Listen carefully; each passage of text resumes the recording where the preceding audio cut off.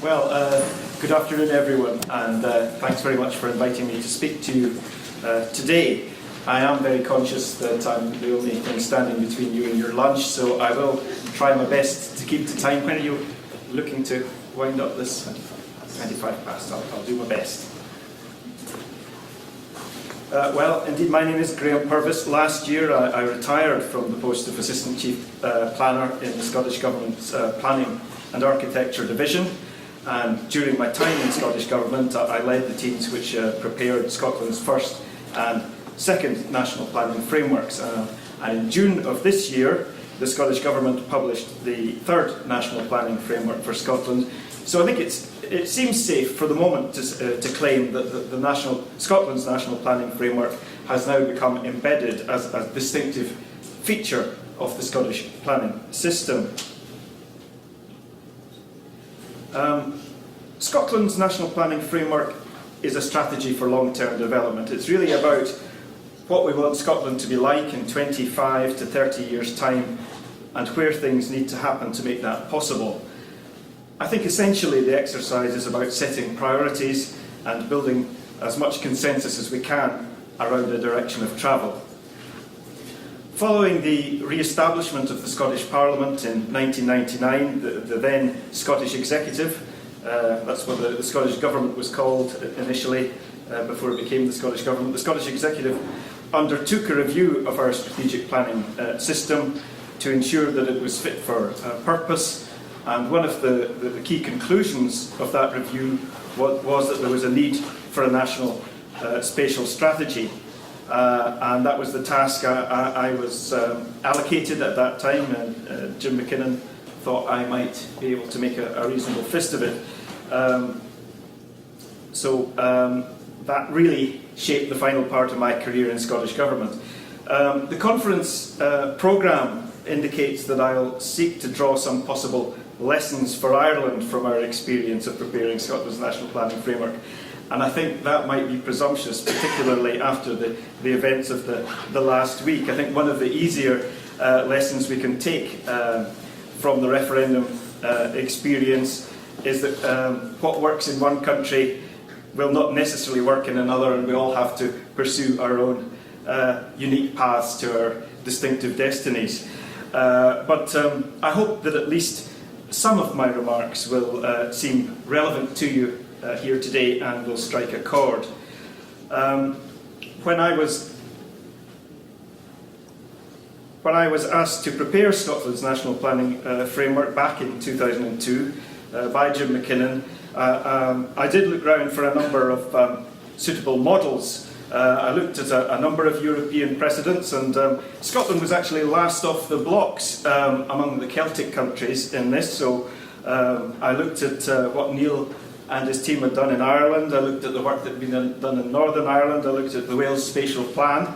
But we also looked further afield, and one of the exercises which particularly impressed me was Estonia's National Spatial Plan. It was a very slim and concise document, and luckily there was an English language version, because I don't think I would have got very far with the original Estonian.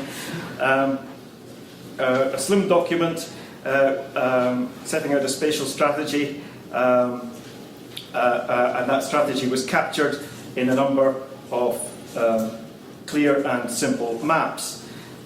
It was prepared by a team led by Estonia's then Chief Planner Jüri Laas, who remains very proud of his rigorous training in the Soviet planning system. And the most important piece of advice that I got from Jüri was to maintain a bird's eye view and avoid being sucked into the detail. I think it is important that national spatial strategies should be top-level, big-picture documents. As Neil said, we're trying to be the conductors, not the orchestra. I don't know whether Greg remembers this, but it was present at one.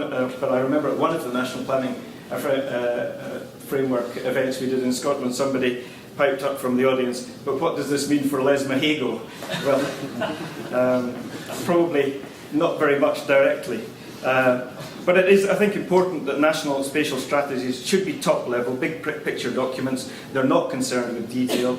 and I found Yuri's advice extremely valuable in resisting calls from stakeholders to include more detail and get down into the detail. Interestingly, the latest iteration of Estonia's national plan is now has been prepared by Jüri Lasse's son. I think Estonia is probably blazing the trail as the only European country which has made strategic spatial planning a dynastic activity. I don't know whether that is a model we should follow, but certainly it's worked for Estonia.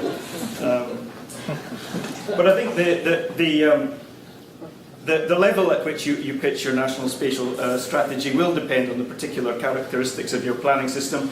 I listened with great interest this morning to what the Minister said about your experience with the national spatial strategy, and my understanding, and correct me if I'm wrong, but in the Republic of Ireland there wasn't the same strong tradition of regional spatial planning, or spatial planning at the regional level in Ireland as we had in Scotland. We really had quite a strong tradition going back to the post-war strategic plans of the 1940s in Scotland. So we already felt we had quite a culture, a tradition, and a good experience in strategic planning at the regional level in Scotland.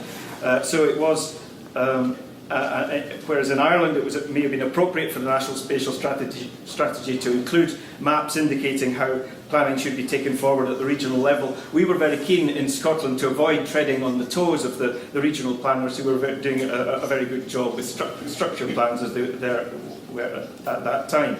So, yeah, as I say, in Scotland we have had a very strong and well-established tradition of regional planning. We've been careful to avoid intruding on matters which we felt were properly the preserve of strategic plans at the regional level. Scotland's first national planning framework was published in 2004. I think it was generally pretty well received. It was welcomed by local authorities, by the business community, and by the planning profession, and it won recognition as an example of good practice in spatial planning throughout the United Kingdom and indeed internationally. It helped to raise the profile of spatial issues, and it contributed to a renewed interest in long-term strategic thinking generally. The strategic role of the framework has generally been accepted, and the priorities it identified have been reflected in the development plans prepared by local authorities. Also, I think in preparation of the framework has led to closer links between different arms and agencies of government, with policymakers in the fields of planning, economic development, transport and energy working to a common spatial agenda. And I think that's been particularly true in relation to transport and energy. These are areas where I think nowadays we're working far less in silos than we were maybe 10 or 15 years ago, and there is a common understanding between the policymakers in these fields, in the fields of transport and energy, that we are working to a common spatial agenda. I think that has been a major advance in Scotland. In 2005, a Scottish Government white paper entitled Modernising the Planning System signalled the intention to enhance the role and status of the National Planning Framework and to make it a more powerful instrument for securing delivery of national policies and programmes.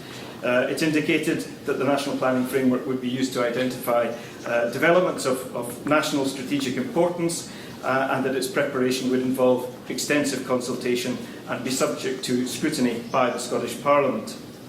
In our 2006 Planning Act put the National Planning Framework on a statutory footing for the first time, and it required ministers to prepare a participation statement setting out when and with whom consultation would take place, the likely form of that consultation, and the steps to be taken to involve the public in general.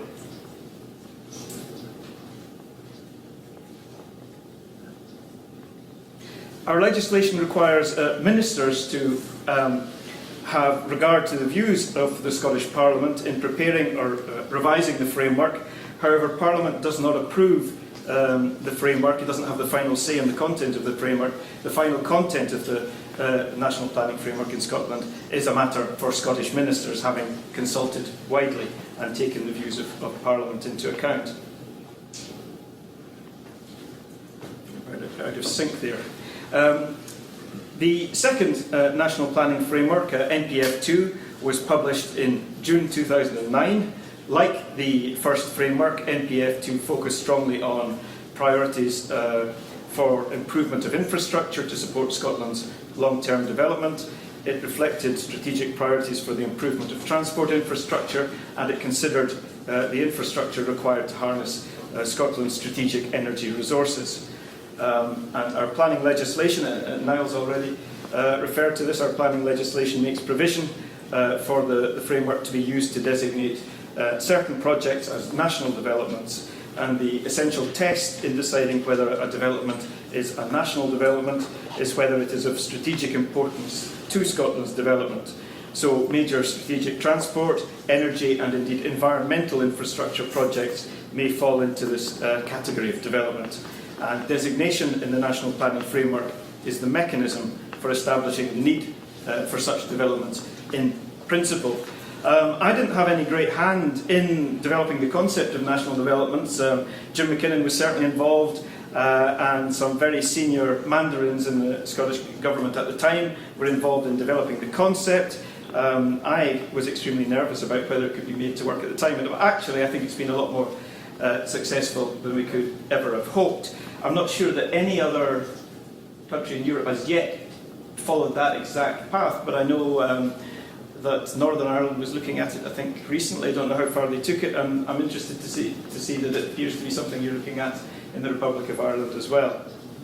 But the second National Planning Framework identified 14 national developments. I think we were keen not to have many more than that. I think once you get up to 40 or 50 national developments, once you have 40 or 50 priorities, you probably have no priorities. So we were keen to keep it within manageable numbers and genuinely national projects of genuine strategic importance.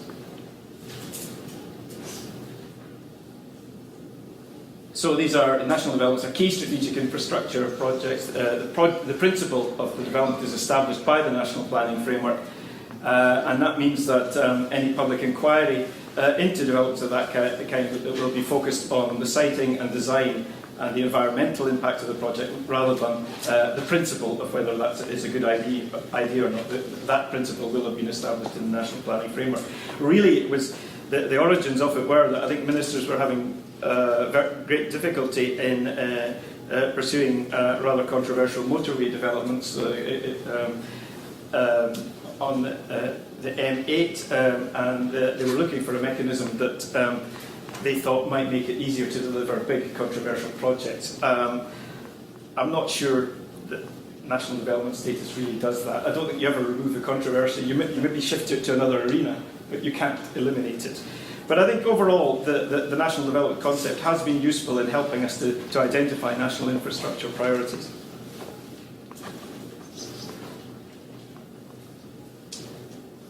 And I think this is something that you will be very familiar with in Ireland. It certainly has been a source of debate and controversy and anguish in Scotland. There is the political importance of achieving a good geographical spread of national developments is really very important if politicians are to please all their constituencies. And that can be quite challenging in a country with a geography like Scotland's, where you have a large proportion of your population concentrated in the central belt and along the east coast. That's where a lot of the economic activity is focused. But there are also a large proportion of our population live in small towns. We have a big rural hinterland, and people who live there want to feel that the national strategy has something to say to them. In September 2012, our Planning Minister, Derek Mackay, made a statement to the Scottish Parliament in which he announced a programme of engagement on the content of the third National Planning Framework, NPF3, and he called for new proposals for national developments. And in his statement, Mr Mackay indicated that he wanted the third National Planning Framework to reflect Scotland's ambition, to realise Scotland's opportunities for economic growth, and to create more successful and sustainable places. What was needed, he said, was a national planning framework which would support Scotland's economic recovery and the transition to a low-carbon economy. So there was a strong emphasis on the economy. This was in the aftermath of the economic crash.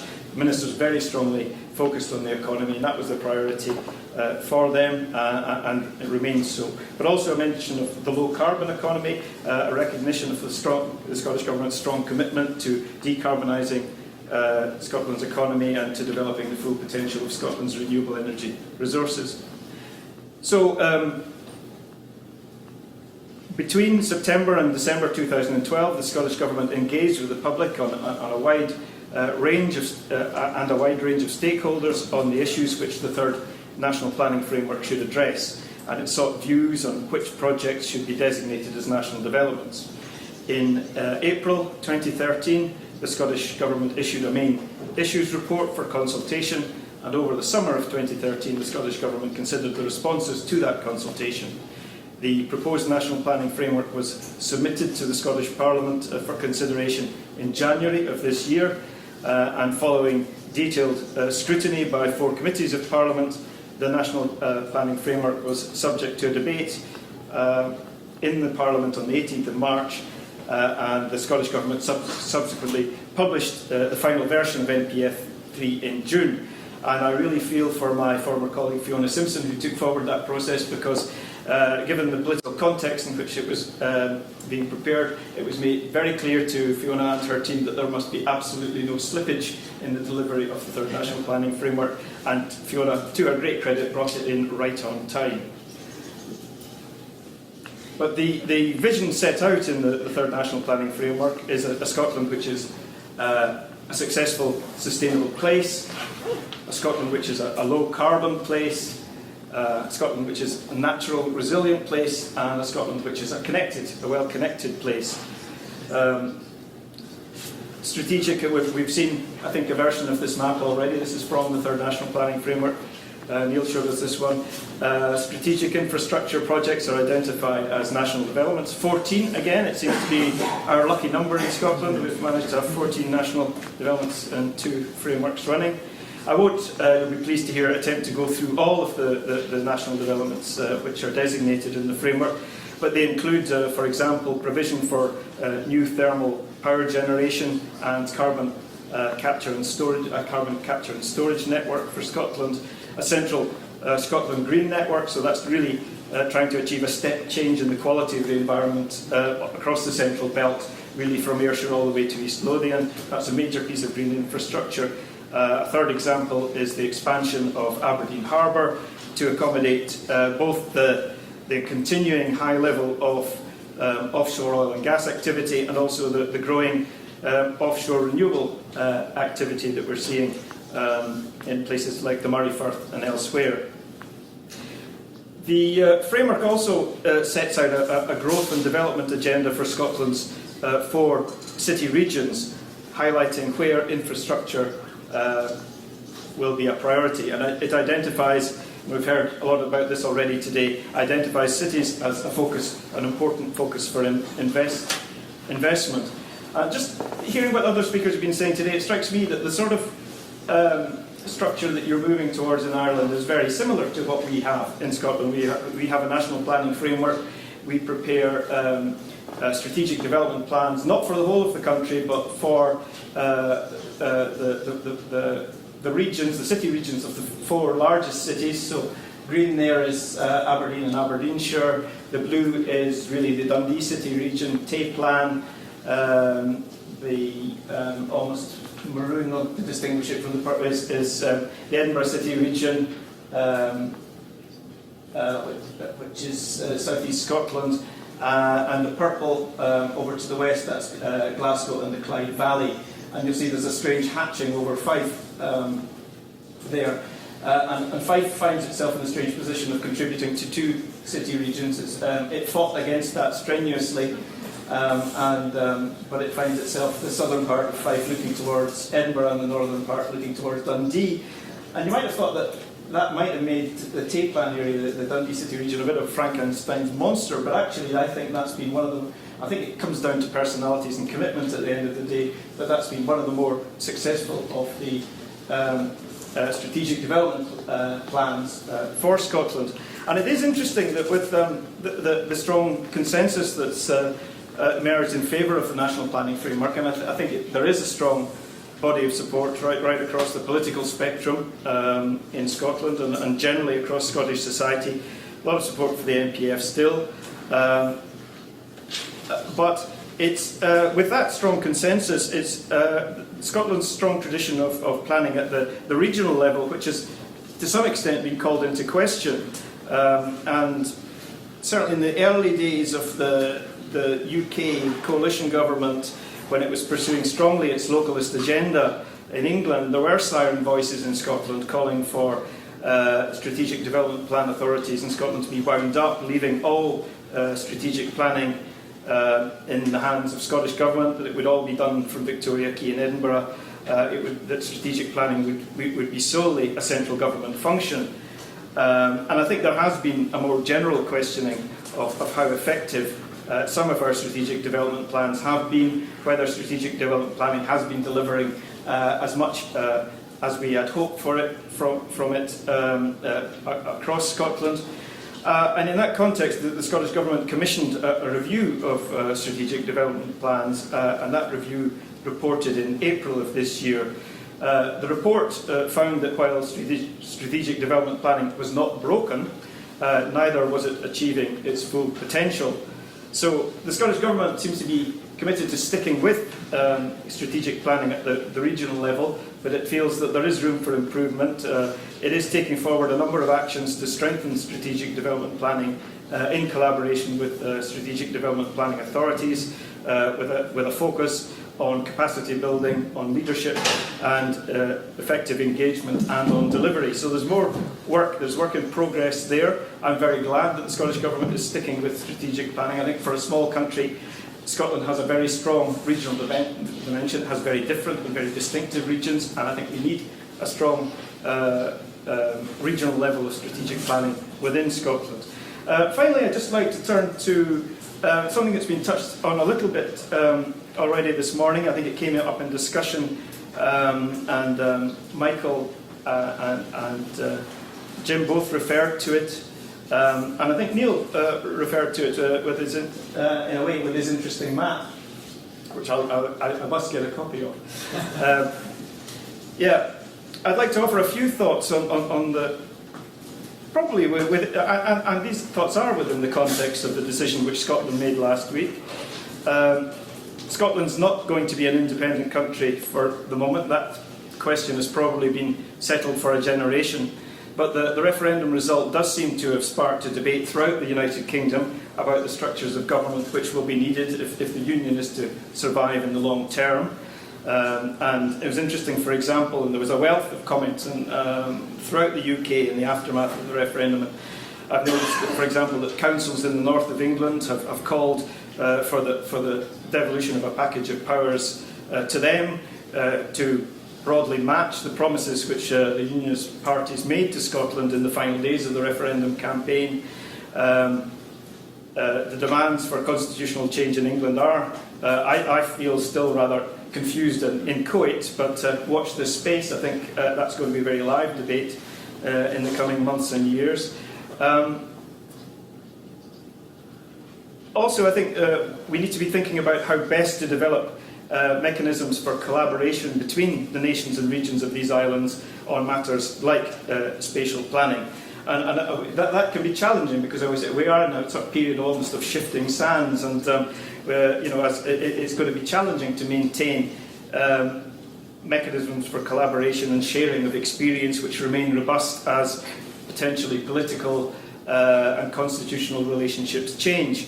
But certainly during the referendum campaign, I was involved in Twitter exchanges with contacts in the north of England about the need to revive cross-border mechanisms, whatever the outcome of the referendum. There was a period, we managed it for 3 years, where we met with people from the north of England. We met once in Edinburgh, once in Newcastle, and once, appropriately enough, in Berwick to discuss matters of common interest. But that mechanism fell away when the English regions were sadly abolished, and then the lights started going out south of the border and we didn't know who to talk to anymore. But I think we need to try to build these relationships and keep them going even as political structures change. And also, interestingly, just to finish up on that point, interestingly, in an article in the Independent last Sunday, a Conservative MEP, no less, Daniel Hannan, suggested that there should be a bigger role for the British Irish Council on this and other matters. So people are talking about this in the context of the wider constitutional debate, and we need to keep these discussions going. I think that's all I want to say this afternoon. But thanks very much for listening. I'm very pleased to answer